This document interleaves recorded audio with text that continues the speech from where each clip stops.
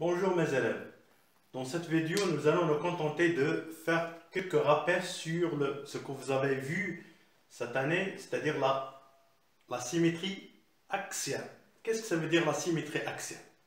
Donc si je prends par exemple une droite delta et un point ici qui n'appartient pas à delta bien sûr.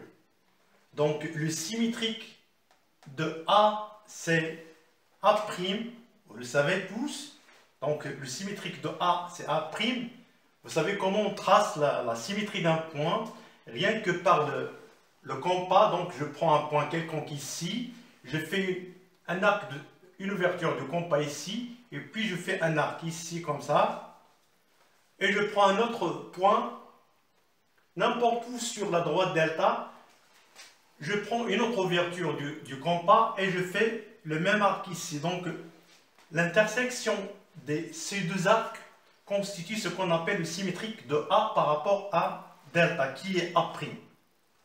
Et en fait, lorsqu'on dit que A' est symétrique de A par rapport à delta, ça veut dire que delta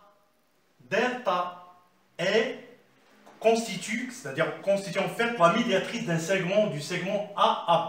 Ça veut dire quoi la médiatrice du segment? On ne dit pas la médiatrice d'un angle, mais la médiatrice d'un segment. C'est une droite qui est perpendiculaire au support de ce segment, qui est AA', et qui le coupe en deux. Donc, delta, c'est la médiatrice du segment AA'. Donc, la distance en fait, ici, je mets ici H, donc la distance AH est bien égale à HA'. Donc, vous voyez l'importance du mot symétrique. Lorsque A' est symétrique de A, ça veut dire que la distance AH est égale à la distance HA'.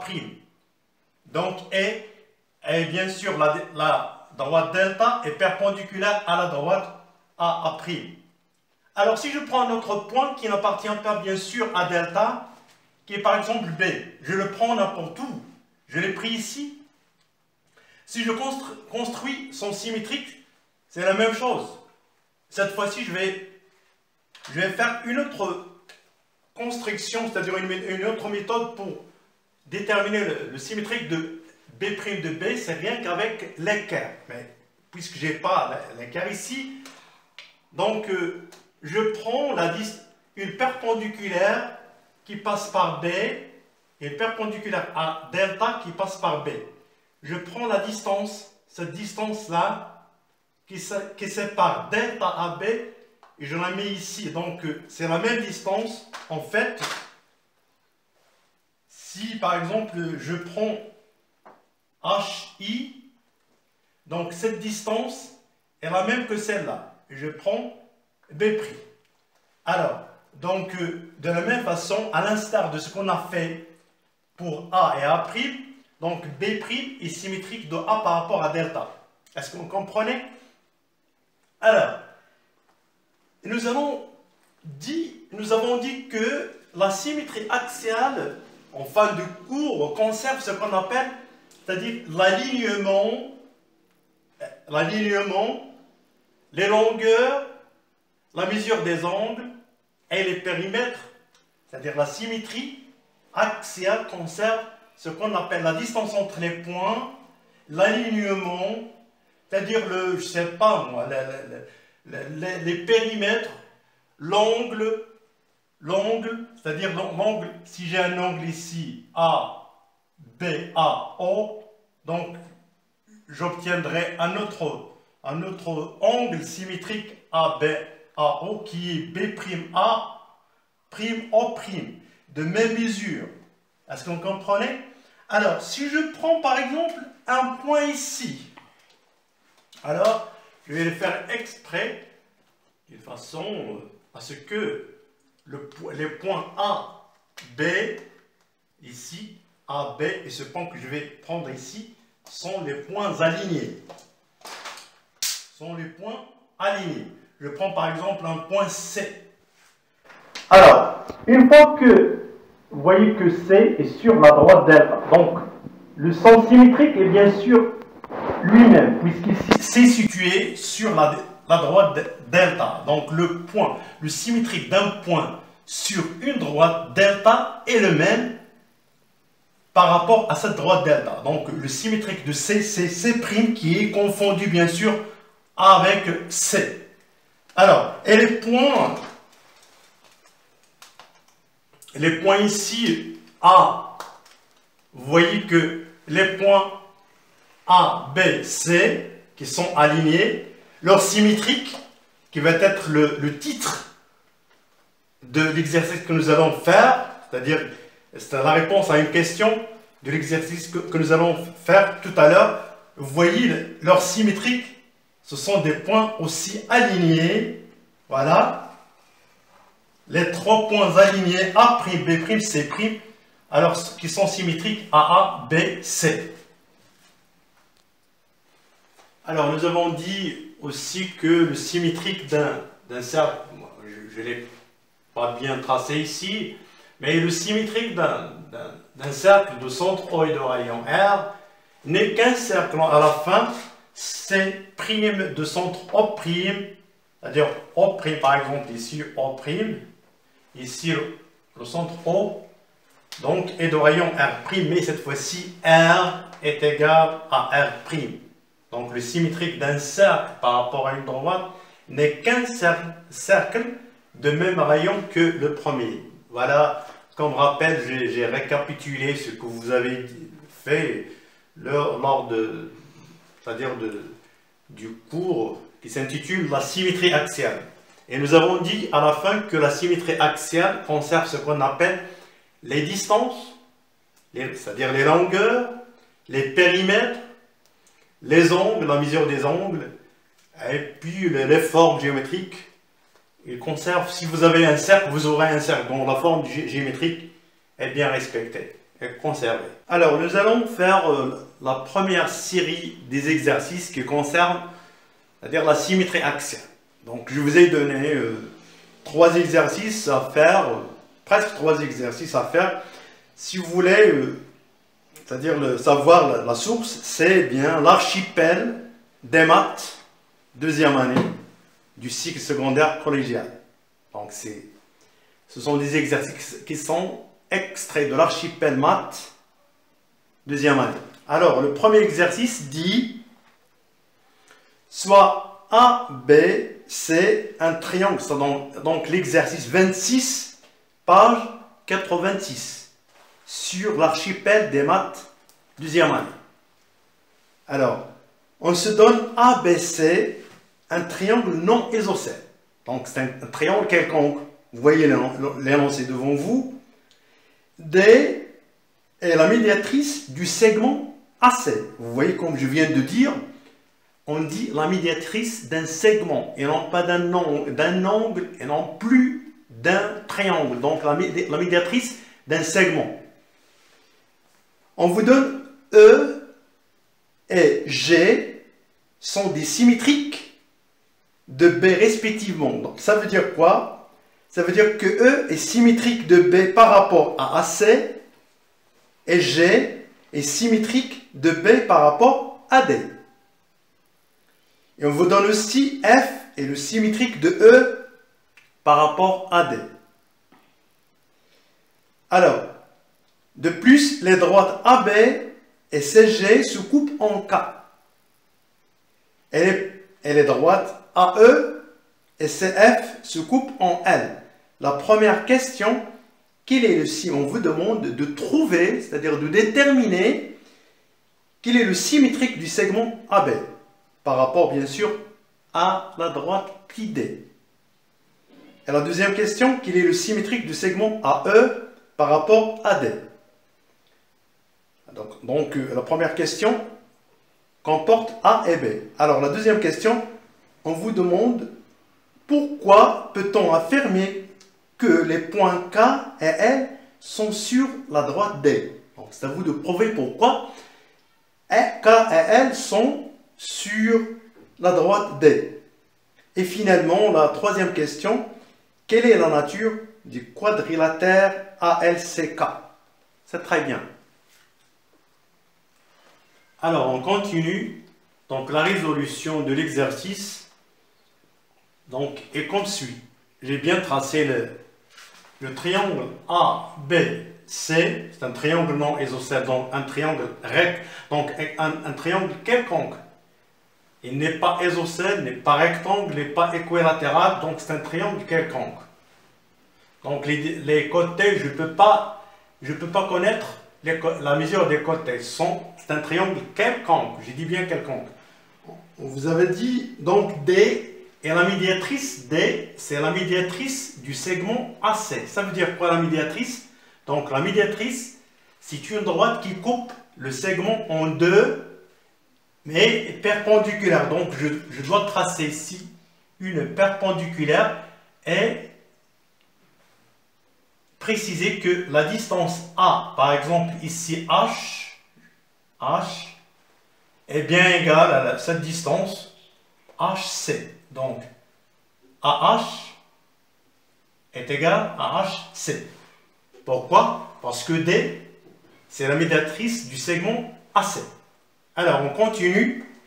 On vous dit que, voilà, E est symétrique de B. E est symétrique de B par rapport à la droite AC. J'ai bien tracé le symétrique de B par rapport à la droite AC. Rien qu'à appliquer ce qu'on vient de dire tout à l'heure, c'est-à-dire le symétrique d'un point.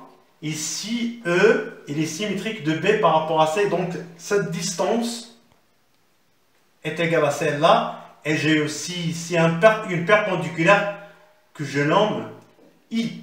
Donc, bien sûr, j'ai B, I est égal, bien sûr, à I, E. Est-ce que vous comprenez? Donc, en fait, AC constitue la médiatrice du segment BE. Donc, il va le couper en deux. Il va être perpendiculaire, bien sûr, à la droite BE. Alors, de même, on vous dit G c'est-à-dire est symétrique de G est symétrique de B par rapport à la droite D. C'est la même chose. Donc, je dois construire ici une perpendiculaire et cette distance est égale à celle-là. Est-ce que vous comprenez? Parce que G, c'est bien symétrique de B par rapport à D. Donc, cette distance est égale à celle-là. Et j'aurai ici une perpendiculaire. Ça veut dire que D est en fait la médiatrice du segment BG. Alors, on continue. Alors, la réponse à la première question. Donc, nous avons dit que D, c'est la médiatrice du segment AC. Donc, la distance AH eh bien, est égale à H. C, elle est perpendiculaire. Donc, C, c'est le symétrique de A par rapport à D. Et puis, nous avons tracé G qui est symétrique de B par rapport à D. Donc, la même distance, de la même manière, donc cette distance est égale à celle-là. Alors, la question qui se demande, c'est de déterminer le symétrique du segment AB. Nous avons dit que C, c'est symétrique de A par rapport à D, et G, c'est symétrique de B par rapport à D. Donc en fait, la distance, puisque la symétrie axiale conserve la distance entre les points, donc le segment AB a pour symétrique le segment CG. Voilà la réponse à la première question. On écrit ça, le symétrique du point. Je mets le point. C'est-à-dire C, A plutôt, et, eh bien, C. Et le symétrique, de la même manière, du point B, eh bien, c'est quoi? C'est-à-dire par rapport à delta, à D. Eh bien, le symétrique de B par rapport à D, c'est G. De B est bien sûr G par rapport à D. Donc, puisque la symétrie axiale conserve les distances, on peut dire que le segment, c'est-à-dire le segment en fait CG est bien symétrique du segment quoi? AB. On écrit le segment comme ça, par rapport à D. Ça c'est par rapport à D. Donc le symétrique du segment AB, c'est bien le segment CG par rapport bien sûr à la droite D. Alors on vous demande dans la deuxième question, c'est-à-dire B, restons toujours dans le cadre de la première question, mais cette fois-ci la deuxième question B, on vous demande de déterminer le symétrique du segment AE par rapport à D. Nous avons dit que d'après la question précédente que F est bien le symétrique de E par rapport à D. Donc c'est une réponse qui saute aux yeux. Donc puisque F est symétrique de E par rapport à D, on a vu tout à l'heure que C c'est le symétrique de A par rapport à D. Donc en fait, de la même manière, pour les mêmes raisons, la symétrie axiale conserve ce qu'on appelle les distances et la forme, la mesure des angles, etc. Donc ici, on va dire ça. Donc AC est symétrique de la même manière, symétrique de quoi? De A par rapport à D. C'est symétrique de A par rapport à D. De la même manière, le point F est bien sûr symétrique de E par rapport bien sûr à D. Alors, d'après la propriété de la conservation des distances, d'après la propriété bien sûr, la propriété de la conservation des distances, voilà le raisonnement des distances, de la symétrie axiale, on peut dire bien sûr que le segment, c'est-à-dire AC, plutôt le symétrique du segment AE, donc le segment AE est symétrique au segment CF. Autrement dit, le symétrique du segment AE par rapport à D, c'est bien le segment CF par rapport à D. Donc on peut dire ça. Donc le symétrique, au plutôt, c'est-à-dire on peut dire que CA est symétrique plutôt de AE par rapport à D. Donc ça revient au même. Donc les symétriques du segment AE est quoi? AE, c'est CF. Le segment CF par rapport, bien sûr, à la droite D. Voilà. Alors, lorsqu'on dit le symétrique d'un segment AE est CF, donc, on peut dire que le segment AF est symétrique du segment, plutôt AE est symétrique du segment CF par rapport à D. Ou contrairement, on peut dire que le segment CF est symétrique du segment AE par rapport à D. D'une manière générale, on peut dire que AE et CF sont symétriques par rapport à la droite D. Alors, la deuxième question dit que pourquoi peut-on affirmer que les points K et L sont sur la droite D? Donc c'est très facile même, un petit peu délicat, mais il faut faire attention ici. Donc rien qu'appliquer ce qu'on a vu dans les questions précédentes, c'est-à-dire la symétrie des points alignés. Alors, on commence par, on va se dire quoi? La chose suivante. Puisque A est symétrique de C par rapport à D, ils sont symétriques par rapport à D, on l'a vu. Le point B est symétrique de G par rapport à D. Ça veut dire que G est symétrique de point B par rapport à D. Voilà. Est-ce que vous comprenez? Alors, le point, on va dire ça, on va dire ceci. Donc, A, B sont symétriques respectivement de quoi? De C et quoi? De C et G par rapport à D. Alors, les points AC sont symétriques par rapport à D et les points BG sont symétriques par rapport. Alors, je répète.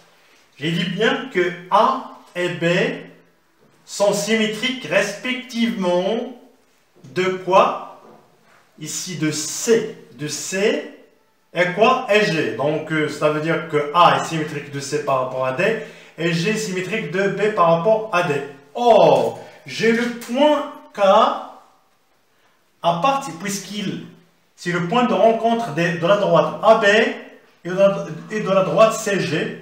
Il se rencontre au point G, donc le point K appartient en fait à la droite quoi? AB et K appartient à la droite CG. Est-ce que vous comprenez? Donc, on peut déduire que d'après la symétrie, c'est-à-dire la conservation, la propriété de la conservation de l'alignement, que A, j'ai bien A, K, B sont alignés, sont les points alignés. Donc, j'écris ça, les points A, K et B sont bien alignés. Est-ce que vous comprenez? Pourquoi? Parce que j'ai dit que A, B, il appartient à la droite AB. Et puisque K appartient à AB, donc les points A, K, B sont alignés. Alors le symétrique des points alignés, de 3 points alignés, n'est que les points, ne sont que les points alignés, c'est-à-dire C, K, G. Donc symétriques, qui sont symétriques, en fait, des points alignés, quoi? C, K et G. Alors, puisqu'ils sont alignés, ils sont symétriques de ces points, on peut dire finalement que donc finalement, K appartient bien sûr à la droite D. Pourquoi? Parce que K est symétrique de lui-même par rapport à D. Le point K est symétrique du point K par rapport à D. Puisque les points A, K, B sont alignés et la droite AB coupe la droite CG en K, donc le point K qui appartient bien sûr à AB, il appartient à CG, il va appartenir en fait à la droite D. Donc K appartient à la droite D. C'est la réponse de la première question, de la dernière plutôt question, donc la première tranche de la deuxième question, on a répondu là-dessus. Alors, de la même façon, pour le cas L, puisque j'ai dit bien que A est symétrique, de la même manière, A est symétrique de C par rapport à D, et F est symétrique de E par rapport à D, de la même manière, à l'instar de ce qu'on a vu tout à l'heure. Donc, les points, en fait, les points EC et AF sont symétriques, bien sûr, par rapport à D. Et puisqu'L appartient à la droite CF et appartient à la droite AE, donc les points, en fait, C, L, F sont alignés. Ils appartiennent à la même droite. Donc, puisqu'ils sont alignés, nous avons dit que la symétrie axiale conserve ce qu'on appelle l'alignement des points. Donc, les points aussi A, L, E sont aussi alignés. Ça veut dire que L est symétrique de L par rapport à D. Donc, le symétrique de L, c'est lui-même par rapport à D. Donc, on a bien que L, de la même manière, donc le point L bien appartient, c'est-à-dire à la droite D, finalement. Alors, la dernière question vous demande de déterminer la nature du quadrilatère AKCL. Quelle est sa nature? C'est très facile, rien qu'appliquer les questions précédentes, c'est-à-dire à partir des questions suivantes, on va déduire que ce quadrilatère AKBCL est bien quoi? Un losange. Pourquoi? J'ai D, la médiatrice du segment AC. Et puisque K appartient à D, donc le triangle KAC est bien isocèle en K. Donc c'est un triangle isocèle en K. Donc ce côté est égal à celui-là.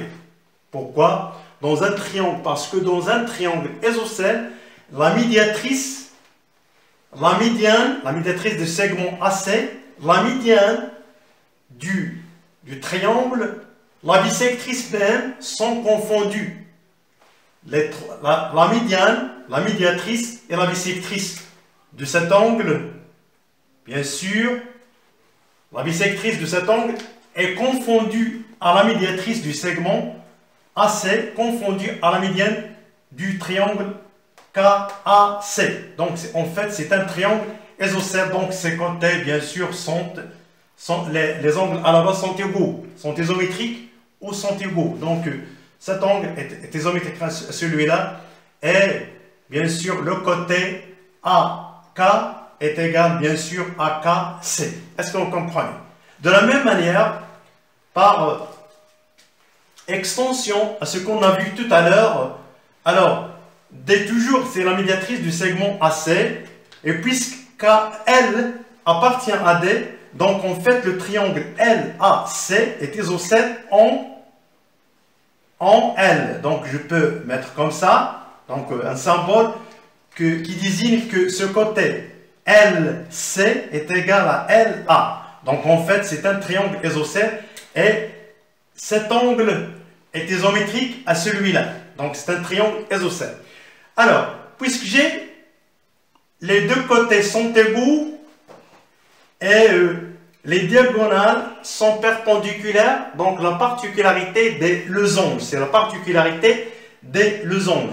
Donc je peux dire en fait que le quadrilatère AKCL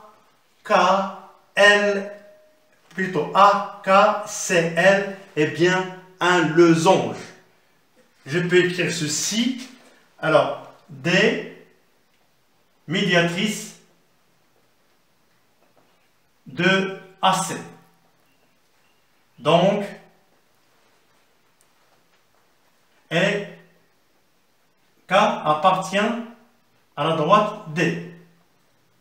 Donc, D est bien quoi? Médiane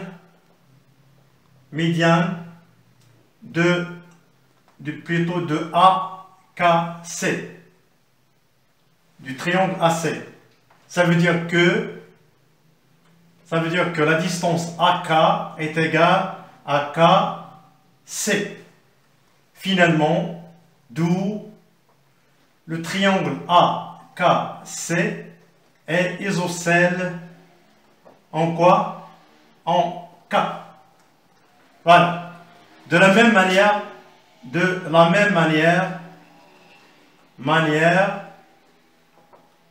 on a L. L ici appartient à D, n'est-ce pas? Et D, médiane de ALC. Donc, le triangle ALC est isocèle en quoi? En L. Finalement, AL est égal à LC. Et puisque, je peux écrire ici, et puisque la droite AC est perpendiculaire à D, donc qui constituent les diagonales, constituant